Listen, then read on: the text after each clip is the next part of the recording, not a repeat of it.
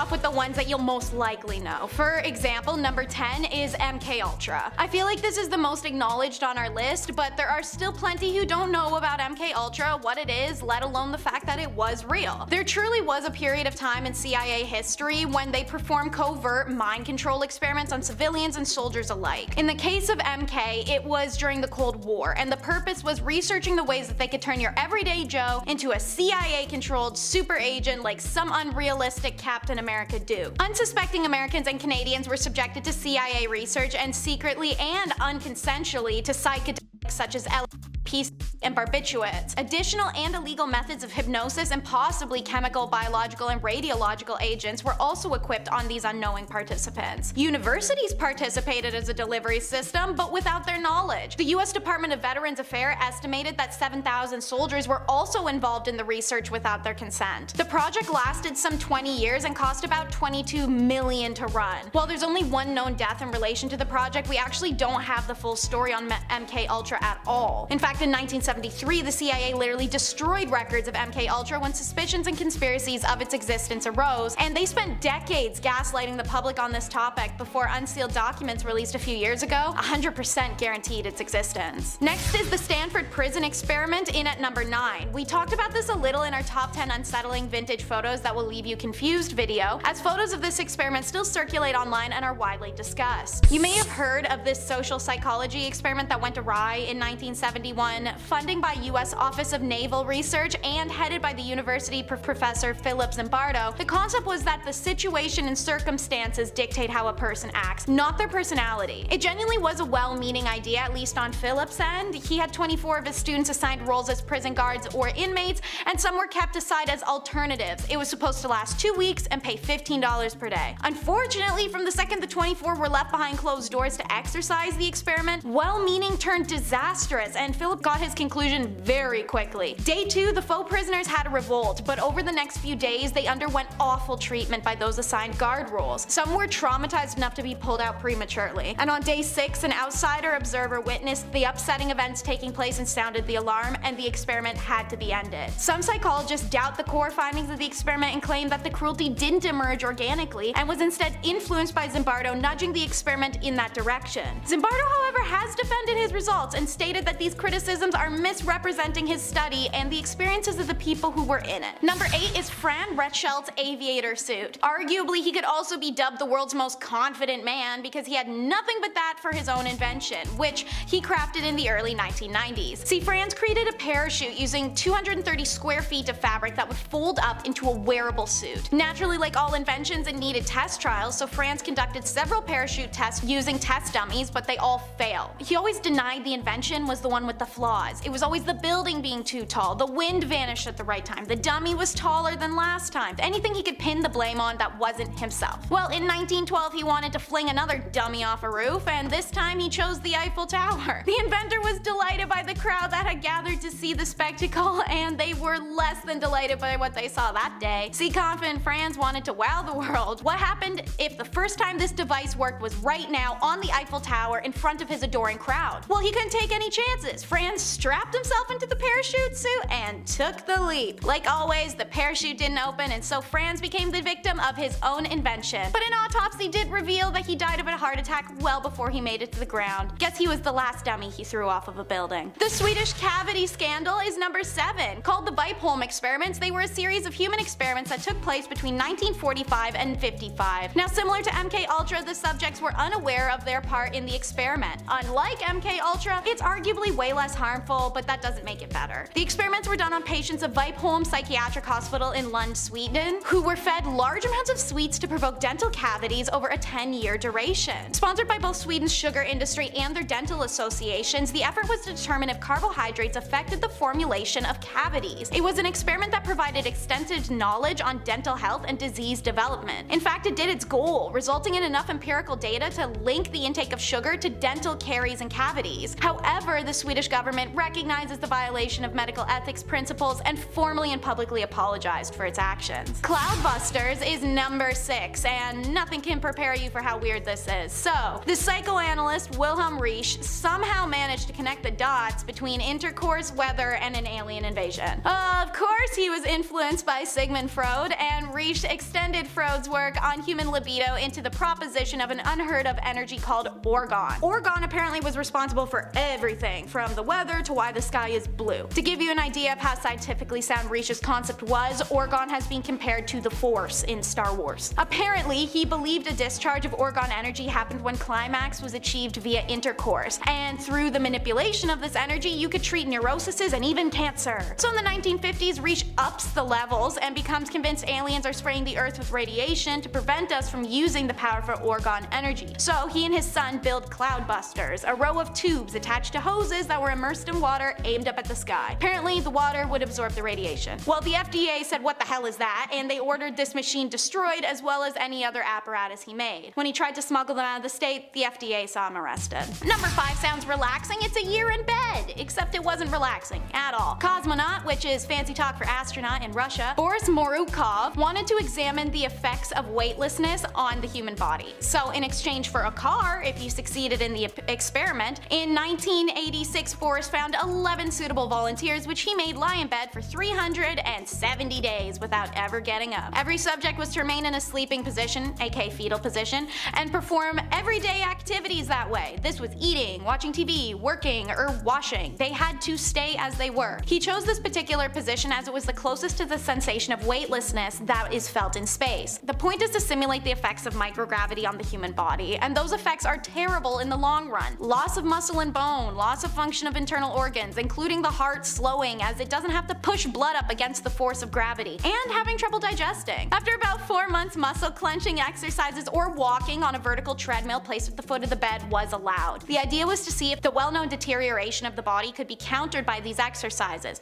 It couldn't. No ill will went towards Boris though. He interacted regularly with the people involved, and some even gave him little gifts made out of their provided craft supplies. Even after the experiment, when participants had to spend 2 months regaining their ability to walk, no bitterness was held. But at least everybody got a car! Operation Midnight Climax is number 4, and it sounds like the name of a DVD that'd be behind the XXX curtain at an old Blockbuster. In reality, it was a 1950s CIA mind control research scheme. Lesser known than MKUltra, it was actually more tactical in its execution. So the CIA paid ladies of the night to lure everyday, non-consenting San Fran and New York citizens into safe houses disguised as cheap motels. They were slipped substances such as L and P without their knowledge, and then monitored by the CIA through one-way glass. Oh yeah, this is some real dystopian movie energy here. Since this project wasn't to make super soldiers like MK, its purpose was purely educational for the government, investigating how substance affected different people and intervening if they felt something could go astray. Because of their subtly and well-plotted scheme, they operated for a full decade using red light districts, and Operation Midnight Climax actually provided the government with extensive knowledge on psychedelics, surveillance technology, and tactics, and even blackmail. Fortunately for those unwitting test subjects, Operation Midnight Climax was shut down in 1965. Number 3, we learn about the Dr. Fox effect. This tricky little experiment educates us on social cues and expectations, and how we shouldn't always be fooled by them. This was done to test if content that's well presented and polished, no matter how incorrect, can fool experts because of who or how it's presented by. This original experiment was performed at the University of Southern California School of Medicine in 1970 during an annual conference. The topic, mathematical game theory as applied to physician education, was chosen to eliminate any chances of the students being lectured would know something about the actual subject. The students were then split into 2 groups, one with real mathematician Dr. Myron Fox, and the others with actor imposter of him, who was ironically named Mr. Michael Fox. In the first half of the study, Mr. Fox taught his material in a monotone voice. This lecture was then compared to the monotone lecture of Dr. Fox. The students who attended the lecture taught by Dr. Fox had learned material and performed better on an examination. Those led by Mr. Fox were confused and lost. However, when both the actor and the mathologist had presented their material in an engaging, expressive, and enthusiastic manner, the students rated Dr. Fox as equal to the real professor, even though he had absolutely no idea what game theory was. This lack of correlation between content coverage and ratings resulted from conditions of strong expressiveness became known as the Dr. Fox effect. Number 2 is yellow fever experiment, and it's just illogical and gross, so I can understand not being taught this one. Especially because it's pointless in the end. Stubbins Firth was a 19th century medical student who absolutely was sold on yellow fever not being a contagious disease. So to prove it, he decided to expose himself in every way possible. In his experiments, Firth cooked vomit of yellow fever patients on his stove and inhaled the vapors. He put vomit eye drops in his eyes, an incision in his left arm, he put some in there, and he even put yellow fever patient blood into his veins. Despite the extremely contagious nature of yellow fever, Firth never got sick. Eventually, he was literally taking shots of black vomit, which he described as tasting slightly acidic. So how did Firth not contract yellow fever despite doing his best to? Well, we know now it's because it's spread through mosquito bites, but it also is spread human to human through blood contamination, and Firth was contaminating his blood, so what gives? Theories are maybe he had contracted the disease young in life and survived with an immunity, or maybe he just had a natural immunity. It's possible that his samples were virus-free somehow, but we'll never know. Either way, if you're chugging vomit and cutting open your arms to introduce a potentially lethal virus, it's fair to say something else is wrong. And finally, number 1 is the Good Samaritan experiment. This experiment revolved around the bystander effect, coined by the killing of Kitty Genovese, wherein over 20 people witnessed it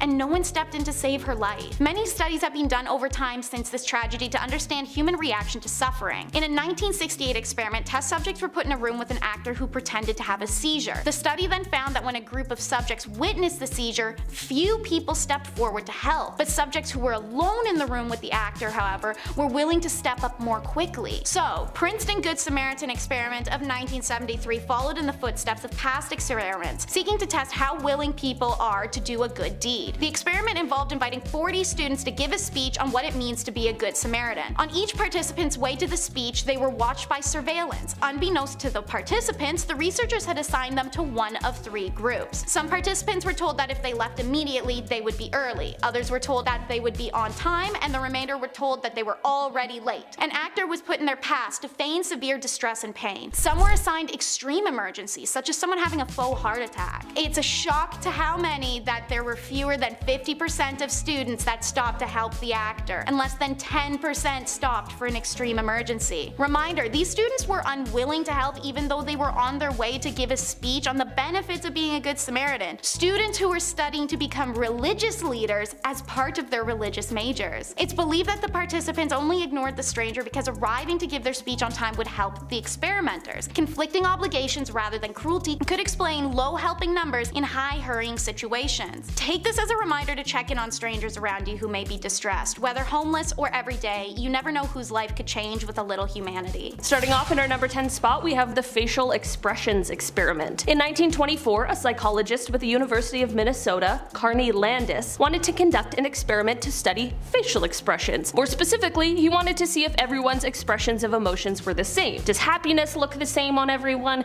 Does sadness, shock, disgust, etc. make us all react the same way facially? An interesting question for sure, but the method was strange. Basically, he recruited some student volunteers and then painted the lines of their facial muscles black. He then exposed each participant to different stimuli in order to photograph their reactions and then of course compare the results. This is all fine, except for what the stimuli actually contained. I guess this guy just really wanted big reactions because he included showing them adult films, exposing them to ammonia, making them touch reptiles, and even beheading rats. Apparently, 1/3 of the participants willingly did this beheading when told, despite not knowing how to do it humanely, and even if they did know how to do it humanely, why would you? And for the 2/3 that were regular and did not just behead a rat because a strange man told them to, unfortunately Carney did it for them. I'm not even sure what the results of this experiment were, and I have to ask, does it even matter? What an actual nightmare for something that largely just doesn't really have an impact on our lives. In our number 9 spot today, we have the Hofling Hospital experiment. This experiment happened all the way back in 1966 in a time where the rules of psychological experiments were a lot more loosey-goosey. Because of this, the nurses that were all a part of this experiment had no idea that they were participants, which nowadays is very, very illegal. Basically, this experiment took place on the night shift. The night nurse would receive a phone call during the shift, and on the other end would be Dr. Smith, who's actually a researcher. He would ask the nurses to check the medicine cabinet to see if they had a drug called astrotin, which was actually a drug that was just made up for this experiment, and it was just a placebo. placebo. The astrotin would clearly state the maximum dosage of 10 milligrams, but Dr. Smith would ask the nurses to administer 20 milligrams. They were told that the doctor was in a hurry and he would sign all of the authorization papers as soon as he came in to see the patient later on that night. If the nurse decided to give the patient the drug, they would be breaking 3 rules. They are not allowed to accept instructions over the phone, the dose was double the maximum limit stated on the box, and the medicine itself was unauthorized. It was not on the ward stock list, so it shouldn't be in use at the hospital. Out of the 22 unknowing nurse participants, 21 of them administered the drug. That's insane. This isn't to say that the nurses were bad people or that they were bad at their job, but this experiment combined with the interviews that happened afterwards just showed how the power imbalance and the social pressures that come along with that can affect the outcome of a workplace extremely drastically, and in this case it really could have been a matter of life and death. In our number 8 spot today we have the Milgram experiment. The premise of this experiment was that they took 2 groups of people, one called teachers and one called learners, and they paired them up, one from each group. The pair couldn't see each other, but the teacher would ask the learner a question. If the learner got it wrong, the teacher was then told to give them an electric shock. Every question made the shocks get worse until an eventual fatal shock would be administered. Before the experiment, it was proposed that only 3% of the participants would go all of the way and actually give the fatal shock. But it turned out that under pressure, 65% of the teachers actually gave the lethal dose of electricity to their learner counterparts. Luckily, the students were actually just actors, so no one was truly getting hurt or shocked to death in this experiment, but it honestly is very creepy and very disturbing to see these poor people being pushed so far past their boundaries, and it's kind of unsettling to know the results. In our number 7 spot today we have Bobby, Eddie, and David. When Bobby Shafran was 19 years old, he found out he had a twin, a brother named Eddie. The two were raised separately because they had been adopted at birth into different households. Not too long after finding out about each other, things took an even crazier twist when Bobby and Eddie found out that they had a triplet, another brother named David. What should have been a very joyous reunion for the triplets turned very dark when they began to uncover the truth about what happened and why they had spent all of those years not knowing the others existed. As it turns out, they found out they were forced to be subjects of an experiment they had no idea was taking place. Peter Neubauer was a child psychiatrist who wanted to study nature versus nurture, but decided to do it in this cruel and unethical way. He believed that twins or triplets had a better chance of thriving if they were separated from their twin, and he wanted to prove this by unknowingly separating twins from each other at birth. Luckily, Bobby, Eddie, and David all found each other, and their story is documented in the movie 3 Identical Strangers. In our number 6 spot today we have telephone cats. Sorry to all the cat people out there, this one isn't going to be for you. In 1929, 2 scientists at Princeton University wanted to conduct an experiment in order to test how auditory nerves perceive sounds. This is obviously extremely important research, but the way they went about it is very messed up. They took a sedated but alive cat and cut out part of its brain. They then attached one end of a telephone wire to the cat's auditory nerve and the other end to a receiver. When one of these scientists spoke into the cat's ear, the other one could hear it on the other end. This is cool, but most definitely not an excuse to do something so inhumane. There were benefits of this experiment, of course, and it is believed that it may have helped lead to the development of cochlear implants, which is of course an incredibly important scientific advancement. The worst part, however, while the cat actually survived this experiment, instead of treating it like a king for the rest of its life like it truly deserved, these scientists instead killed it to see if the experiment would still work on a dead cat. It didn't. In our number 5 spot today we have the Pit of Despair. This experiment was conducted by Henry Harlow and is one of the most controversial on this list. In a sort of mental health study, Henry decided to induce depression in monkeys. He took very young monkeys and separated them from their peers and mothers and put them into isolation in a cage that was called the Pit of Despair. Sometimes the monkeys would stay there for longer, more extended periods, and other times they would be repeatedly separated and put into the cage for multiple shorter stays. These monkeys all proved to be extremely psychologically disturbed after the conclusion of this experiment, which should have seemed kind of obvious even before the experiment was conducted. These monkeys were used as a model of human clinical depression, but here's where things get even sadder than they already were. These monkeys were unable to to be treated and rehabilitated. Despite various forms of treatment, they were just unable to get to a place they would have been had they not have been subject to a cruel experiment. In our number 4 spot today, we have psychic driving. A part of Project MKUltra, this experiment was conducted by British psychiatrist Donald Ewan Cameron,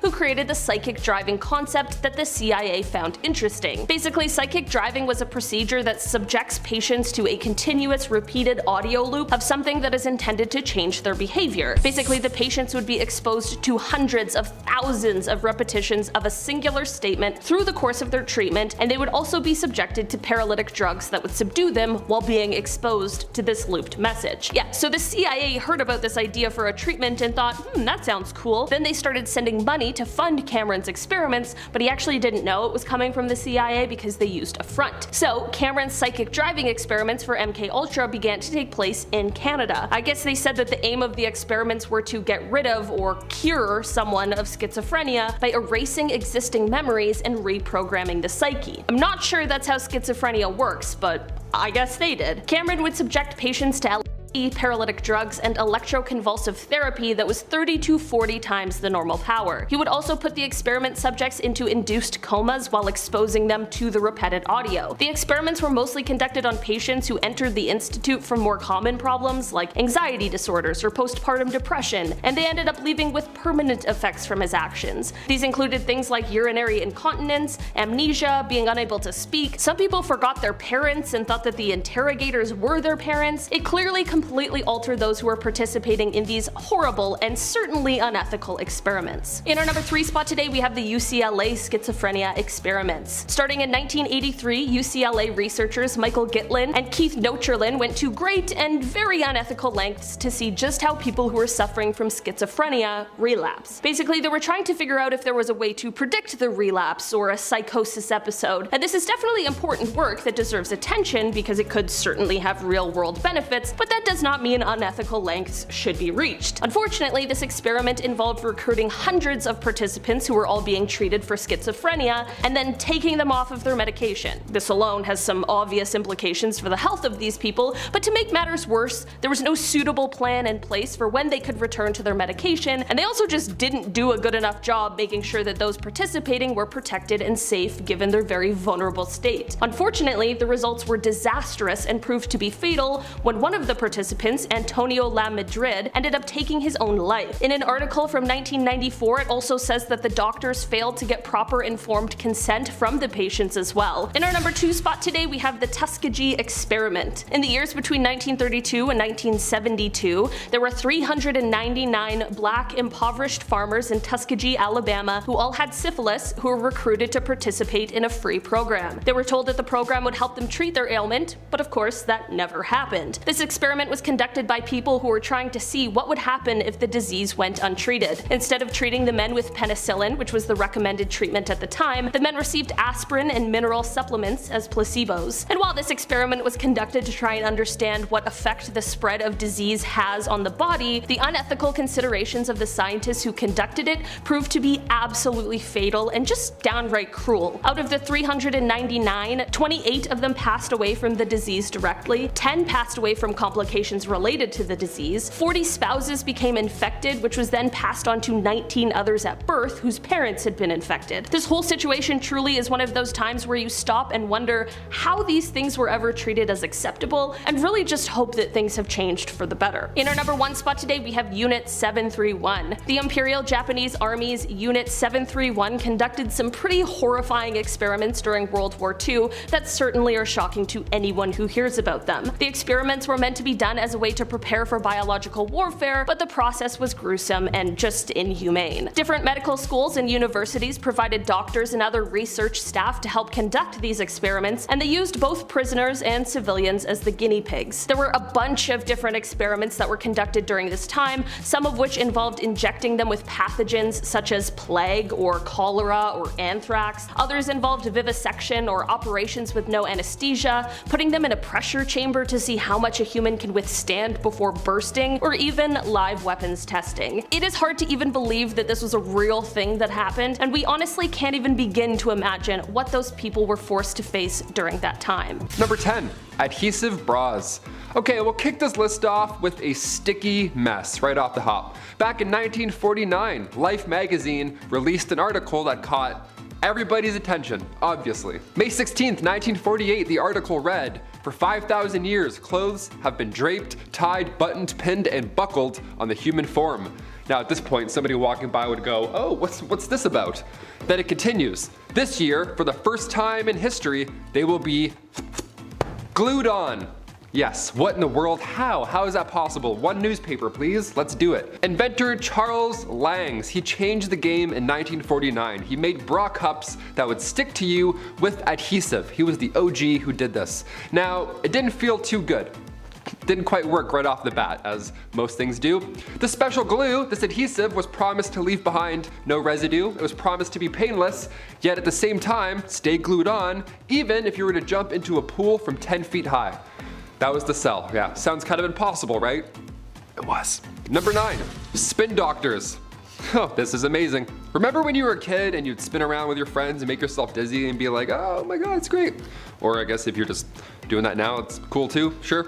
If you're a weird adult. It's all fun and games until somebody passes out or hits their head, right? That's why we don't do it often. Well, back in the mid-19th century, this was how medical experts would put you to sleep. Yeah, more specifically, this is how they used to treat schizophrenia and other mental illnesses. They would just spin them and then see what happens. There was a whirling chair and a whirling bed, so you can pick your fate, I guess. A whirling bed, you ever lay down after a night out and you feel like your bed's spinning? It was that times 1,000, pretty much. They would spin these poor patients around until they blacked out, and the goal was to literally shuffle the contents of their brain around. That was their medical advice. Yeah, I'm glad we don't do that anymore. Imagine going into the hospital and being like, "Yeah, I got hit in hockey, my head kind of hurts a bit, I don't know." They're like, "Oh, no problem. Just get on this zipper here and just spin around for a hot minute. See how you feel." For 8, facial expressions experiment.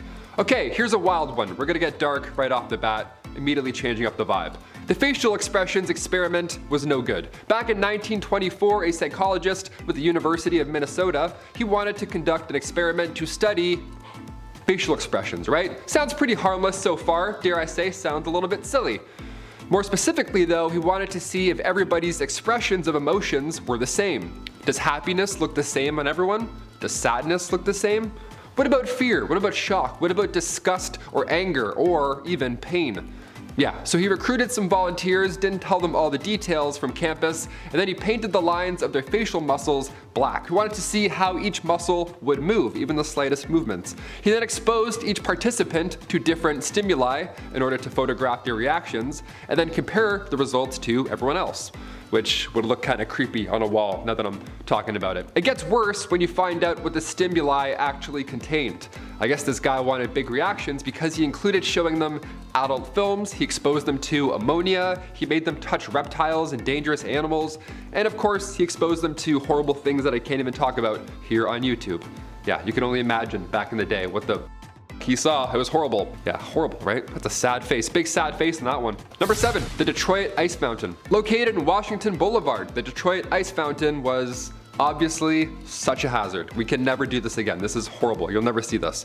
It was a spectacle, of course, but it was a hazard nonetheless. Back in the early 1900s, a fountain was the talk of the town during colder months. The water jets would run all year long for some reason. No one wanted to shut those off. They just let them go. So in turn, this fountain would freeze and pile up, and then freeze and pile up, and so on and Danforth. Now eventually it reached up to 60 feet tall, made of pure ice, right there on Washington Boulevard. It was a tourist attraction at that point. This was so dangerous. Yeah, shifting ice, dangling 60 feet above your loved one. What could go wrong? I can only imagine. Just tons of ice cracking all around you. Families would just gather around. It was horrible. The tradition has now moved to Bell Island, so you can safely observe ice trees instead. A little bit nicer, yeah. Just not in the middle of the street anymore. Please? Thank you. Number 6, animal droppings. Hey, got a sore throat? No sweat. Dog will fix that. Animal droppings being used in history for medicinal practice will always be hilarious. But it checks out, right? You have to look at the facts. Makes a lot more sense than spinning a guy until he's unconscious, that's for sure. Ancient Egyptian doctors, they would use donkey, gazelle, fly, and dog droppings to ward off bad spirits. Microflora was often found in these droppings, so the consensus was that these properties could include antibiotic substances as well. So Poop was used for medicinal purposes as well in history. In 1957, a microbiologist, Stanley Falco, he began instructing folk to eat their own poop for medical reasons, which we here on Bumblebee actually disagree with. Don't do that. I'll tell you what you can do though, subscribe. That's much nicer. That has better results than eating your own. We don't want that. Number 5. Reindeer pet. Okay, Olivia and I are talking about a dog, but a reindeer? Maybe. I'll try and convince her. June 1941, the Germans were attacking the Soviet Union. It was one of the biggest attacks in history, and Britain and US had to send weapons, supplies, anything really, just to keep them afloat. Just to keep them in the fight, okay? So they sent these supplies through the Arctic Circle, which was the only route. But of course, it was littered with U-boats. Now thankfully, the British HMS Trident was there to watch the waters, and in turn, the Soviets were able to fight on. So as a gift, as a thank you, the Soviets sent the captain of said Trident, the World War II submarine, they sent them a live reindeer. Here you go. Don't eat them, just enjoy them. Please, just enjoy the reindeer. The British had to accept because of course it was ill-mannered if they didn't. So yeah, they had to keep a 6-foot-tall, real-life, alive reindeer on a submarine. That's so stressful. She probably had a horrible time. Her name was Pollyanna and they brought her on board through a torpedo tube. That was her little commute onto the thing. She was a crew member for 6 weeks. 6 weeks. Talk about smell. That's gonna, PU. 6 weeks in there? Get out of here. She slept better than most, believe it or not. She shared a room in the captain's quarters. Again, imagine the smell. I'm just saying. Number 4, ice baths. We mentioned an ice fountain earlier, that was for sure a hazard, but let's talk about some old ice remedies. So if you saw somebody having an ice bath today, you wouldn't think anything of it, right? Maybe they just finished leg day and they're trying to reduce inflammation. Maybe they're trying to improve breathing, all that good stuff, you know? But back in the day, ice baths weren't just for athletes, right? They were meant for those who had rabies. Yeah, athletes and rabies, here you go, hop in. Rabies was of course a growing concern in Europe in the 1700s, so a treatment was to take 40 grains of ground liverwort, add some pepper, mix it up in milk, and then drink it, as well as having an ice bath. Both those things right there, there we go. Do that 4 times a day and rabies should be gone. Historically, it didn't happen, but that's what they wanted to happen. That's like a fear factor challenge. That's one of the worst things I've ever heard. Liver milk and a nice bath? Horrible. Happy Sunday, I guess. Number 3, tapeworms. Back in the Victorian times, they really figured out the trick to weight loss. Nice. Was it watching what you eat, counting your steps, maybe getting a gym membership at ye old gym? No, it was way easier than all those combined. And you didn't even have to pull back on what you ate. How great is that? All you needed was a handy tapeworm. Yeah, a little tapeworm inside you all the time. You know those things that can kill you if you get one today? Yeah, that was their plan back in the Victorian days. The plan was, if you eat a tapeworm egg, it will later hatch in your stomach, and at that point you could just eat anything you wanted, because every time you ate, the tapeworm, he would also eat. So you could get your snack on while still rocking those Victorian skinny jeans, know what I'm saying? Tapeworm cyst pills or the Stairmaster? I don't know, take your bets. He's like, I'm hungry. Number 2, smoking solutions. All right, don't smoke, don't do that. Here at Bumblebee, we say don't smoke. Back in 1665, during a plague in London, you were told to smoke cigarettes because they were considered disinfectants. This is wrong. This is, again, don't smoke. Yeah, sore throat, no problem. I'm sure this pack of darts will help. Here you go. We mentioned before tobacco smoke enemas, which is hilarious, but this is just bad advice all around. Since mouth-to-mouth wasn't a thing until the 50s, if you were trying to save a drowning victim, you would ideally blow smoke in their face or their butts. Either way, don't do it, it's insane. And then cut to 1964, it turns out smoking is bad for us. Yeah, what? Who knew? Who would have thought? Yeah, it's pretty intense now. The photos on cigarette packages, they're haunting to look at. Number 1, ants, man. Okay, I'm totally gonna jinx myself for this, but I've never broken a bone or gotten stitches in my life. Knock on wood, knock on wood. Chris, have you? Bones or stitches? Bone yes, stitches no. Okay. Comment down below. Bone yes, stitches no. That's gonna be a weird comment section, but I'm here for it. Many of my friends have gotten stitches in their life. It's obviously pretty common, so I figured I'd cap this list off going back to the origins of stitches because it sounds very painful and it's impressive. Going back to 3000 BC, once again, Egyptian literature, this is where you could find this. Stitches were first made from plants like hemp or cotton or animal tendons, animal arteries, you name it. Catgut was common. That was thread made out of sheep intestines. That's a fun one to get right there. That's probably smelly. One of the craziest ways, though, of closing a wound was by using ants. Real life ants, believe it or not. Leafcutter ants, or army ants, they would be held against the opening of your wound, and you'd wait down for it to bite. Now, once the ant bit, you would cut its head off so that the head of the ant was still stuck biting onto your wound, staying there ideally until the wound heals up. Yeah, imagine Ant-Man shows up to save the day and he just shows a pocket full of army ants. Not what I expected at all, but still helps me. Thank you so much, Ant-Man, you're the best. Please send somebody else next time. Awesome, this is so itchy. Number 10, the first pregnancy test. If you're looking past the ancient Egyptians and their use of barley and urine to determine if somebody's pregnant, you'll often land on this experiment from the 1930s. It's pretty close. It's heavily inspired. It was developed in 1931 by Maurice Friedman at the University of Pennsylvania Medical School. Now, what would happen here is doctors would inject a rabbit with urine from a woman who was suspected of being pregnant, and the rabbit's ovaries could easily tell if that was the case. Accurate? Yes. Historical? Changed the game? Why, of course. Would it also end up with the rabbit passing away every single time? Yes. It's sad more often than not when humans are involved in any medical process, but we're trying to, not do that anymore. We're doing pretty good. All those furs were like, nah, get out of here. Number 8, kunga. Perhaps the earliest example of human-animal hybrid testing. Here we go. Scientists recently learned about this donkey hybrid that once roamed ancient Mesopotamia. This was a long time ago. This was before horses had even arrived to land, so they had to do something, right? They needed help pulling stuff. So large kungas would step in and they would pull wagons, and smaller kungas would help pulling plows. These little guys were the talk of the town. Imagine a hybrid animal before horses. No wonder they were a status symbol, come on. 4,000 years ago, they were given as gifts for weddings. Yummy, can you imagine that? I think it's a kunga. It smells like a kunga. I think it's definitely a kunga. After so long, scientists are finally able to figure out what exactly a kunga was a hybrid of. This whole time, it was a female donkey and a male Syrian wild ass. Put them together, what a wild time. It's wild what you still learn about ancient animal bones from thousands and thousands of years ago. More amazing how involved this hybrid was in Mesopotamian culture. I don't know, should we bring back the kunga? Kind of neat. Kunga Uber? I would take those, hop in a little cart. Number 9, feel the music. There are many odd experiments in history where humans, should have left human elements out of it. Like music and illicit substances. I can't say what I want to say, but it's a bad substance that's white. There you go, paint the image in your head. There you go, we'll move around YouTube's algorithm. Back in 2011, a study was done where rats, or rather a bunch of rats, were all put in a room and on loop, they played a Miles Davis song just over and over again. So they were all on said substances and they were in a room while Miles Davis played. This is a science experiment, may I add. Just smooth jazz for these rats all day long. Imagine walking into that room, you're like, huh, what's going on in here? It's kind of fun, dare I say. Well, before the substances were injected into these test subjects, they all seemed to have calm demeanors while Beethoven was playing. But after injected, all the rats were neurologically triggered to that smooth jazz. They acted differently in a group setting, which is kind of weird. After a full week on the, not so great sauce, the rats were all of a sudden like, you know what?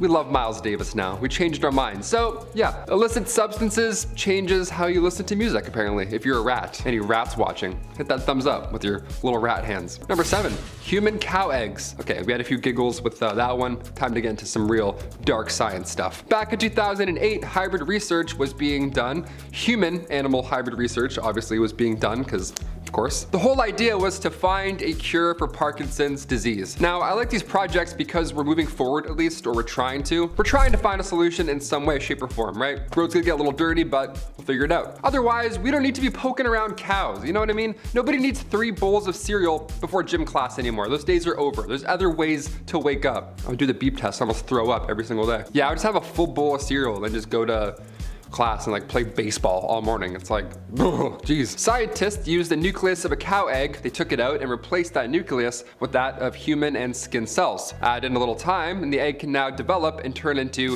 a blastocyst, aka a clone embryo. And there we have stem cells for said science. Again, this is a lovely step, but how far do we go? How much DNA are we gonna mix before, things can go south? For example, Number 6, monkey head transplant. Okay, here we go. The first ever successful monkey head transplant. Crazy that I'm saying that out loud. This was back in the early 1970s. I imagine some of your parents may have heard of this. I don't know, I bet it would be hard to forget. Ask them. Ask them in the middle of dinner when they're mid-bite. Ask them about the Cool. Monkey head transplant from the 70s. Just room dinner. American researcher Robert White, he pulled off the, otherwise impossible and a slow, tedious operation. See, White took the head of one monkey and then attached it to a already headless monkey. Add a little time and energy and some science and voila, this actually worked. Yeah, the monkey actually tried to bite one of the surgeons once it came to life, which, totally fair. I'd probably be a little upset too. Sadly, the monkey passed away 9 days later, but like I said, the fact this actually happened, one, is terrifying, and two, dare I say, it's miraculous. Some sci-fi stuff right here. Removing heads? We're transferring heads for 9 business days? Gross. Number 5. Monkey become human. This next one's a little less hands-on, so, if you have food, now you can probably take a bite. It's probably safe for now. Back in 1931, psychologist Winthrop Kellogg, familiar name, he was curious. He sat up one night out of the blue and thought, what would happen if a monkey was raised with human beings? Would it end up like that, monkey from MVP? Would it learn to play hockey for the local team? Or would operations go south quickly? The latter happened. Yeah, no hockeys are doing any crosses and deeks. It's all bad. When it comes to animals and science, it's pretty bad. It's nothing like the cinema. None of that shit happened at all. Kellogg instead brought a baby female chimp named Gua into his home. Yeah, this man raised the chimp as if it were another human being alongside his own human being son, Donald, which is just a wild time growing up. I'd rather you have an imaginary friend than a monkey as a friend. That's pretty dangerous. But they did everything together. They played, they went to bed, they did all their human stuff. The test was working, but it ended abruptly after Kellogg's son, Donald, started to make chimp noises. Yeah, and then everybody was like, you know what? Let's not do that. That was terrifying. Maybe chimps can't learn how to kickflip. Maybe instead humans just go backwards in evolution. So Gua was then released and no more human best friend. Back to, dare I say, normal. I always wanted a monkey best friend growing up. Now I don't. Now I really don't. Number 4, multi-dog. The multi-dog. Yeah, this is gross. This was back in the 50s when a Soviet scientist, Vladimir Demikov, created, a multi-headed dog. It's pretty easy. Time magazine covered it. Of course, this is again a feat in science, as disgusting as it is. The adult dog had a newborn grafted to its neck, so when it grew, it could somehow survive off the blood of the main, bigger dog. The body, for a lack of a better term. Gross. When observed, the puppy did have its own characteristics. It was playful as it growls, just as the other dog's characteristics would be. Now, it is a sad 1950s Soviet animal experiment, so of course that animal didn't survive a very long time. But crossbreeding experiments from hell, this is why we're here, you know what I mean? It's like that 3-headed dog from Harry Potter, you know what I mean? Cerberus, I think his name is Cerberus. This, a little more terrifying, a little more jarring, I'd say, to look at. After you play Harry Potter chess, this thing pops out, you're like, ooh.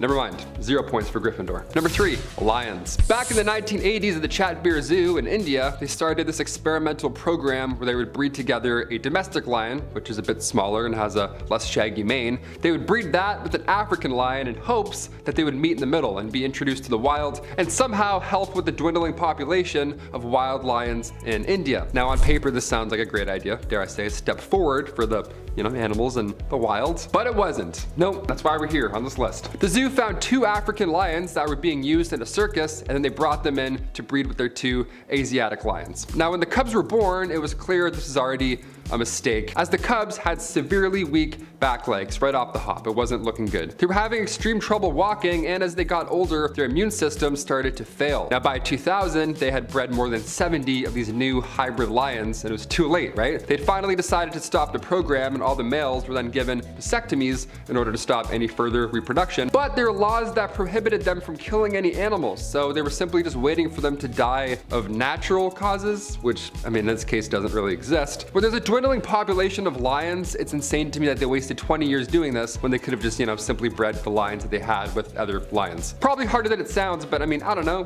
What the fuck is this? New lions with like Bambi legs? That's way worse. Number 2, spider art. Nice. This is like Art Attack, but terrifying because I hate spiders. Before our number 1 spot, I have to mention NASA's 1995 spider test. They're a little cool, dare I say. When nature meets science, we often get jarring results, be it hybrid animals, clones, monkeys going on and off, you name it. Spiders, as fascinating as they already are, can be even more mysterious, especially when they're exposed to, how do I say this, mind-altering illicit substances.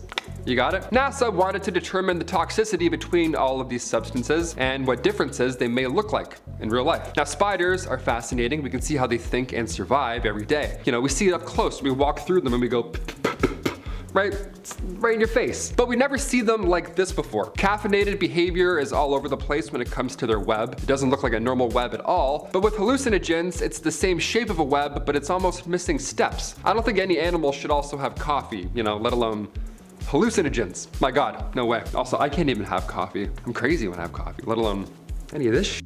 And finally, number 1, the mouse with an ear on its back. Yeah, the title says it all. I could say that and we could be done here, but I think I have to explain a bit more. If we ever reboot Stuart Little, this guy has to audition. Let's do it. A live action? Are you kidding me? He'd f it up. Back in 1997, this Vacanti mouse became the test subject to determine if scientists could grow cartilage using chondrocytes, aka cells from a cow. Well, it worked, and we're still talking about it. I'm still talking about it, obviously. I mean, look at this. Now, it all started when Joseph Vacanti, pediatric surgeon, he began designing human organs. Now, this was during a shortage. He wasn't just born and, started to make ears like a serial killer. No, he was changing the medical game. And little did he know, he was about to change the science game as well. He constructed a regular looking ear, and he told his brother Chuck and his partner Bob to not bring up the fact that he attached said ear to a live mouse. Now, that's a pretty hard secret to keep, I imagine, so Chuck ended up spilling the beans. Now everybody knows, but at the same time, now we all know that cow cartilage